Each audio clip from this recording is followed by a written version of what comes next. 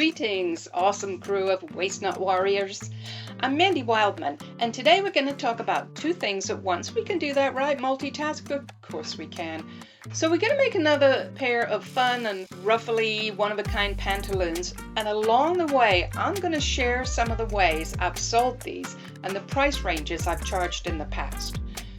So I'm betting you have some old comfy PJ bottoms that fit you, right? I found these PJ pants in a local thrift store, and I love this sort of high fashionista pattern. Isn't that cool? They're a well-loved flannel, but still sturdy overall. Now ransack your scrap stash for pieces of fabric, trims, lace, or whatever that you think would work with the colors in your pants. Cut off the bottoms of the pants. I know my measurements, so I measured about 20 inches down from the crotch, knowing that I would be adding back about 5 or 6 inches at the bottom. You're going to measure the width of the bottom of the pants leg and double it to get the circumference. So if your pants legs are 12 inches across at the very bottom, then your number is going to be 24 inches. But we're measuring for the ruffles right now, so we need to double that to 48 inches. So let's double that again to get the total length of the ruffle we're going to make. In our case, it's about 96 inches.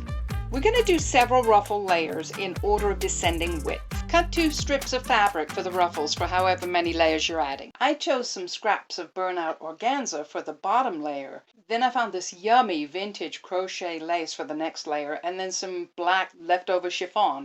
Fold and mark the center of your ruffle fabric with chalk or a pin, and then fold again and mark the center again. This is going to be helpful, trust me. To make the ruffles, I put my stitch length on the widest setting. Then I crank up my tension from 4 to about 8, leaving plenty of thread at the beginning and the end, no back stitches, and I let it fly. Pin the ruffles all the way along and sew, easing as you go.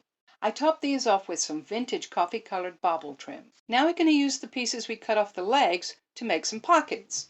I cut mine about 7.5 inches by about 8.5 inches. I ruffled up some of the leftover black chiffon for the edges. Then I topped them with some of the leftover bubble trim.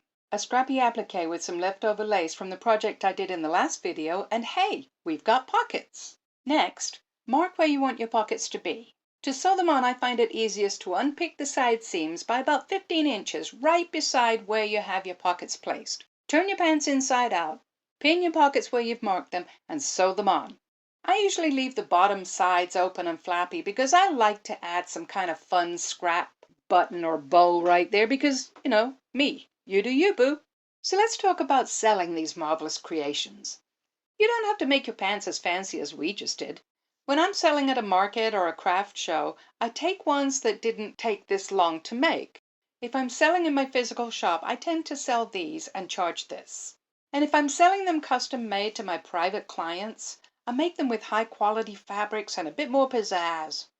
I've had so much fun hanging out with you beautiful creators today. I hope you had fun too. See you next time.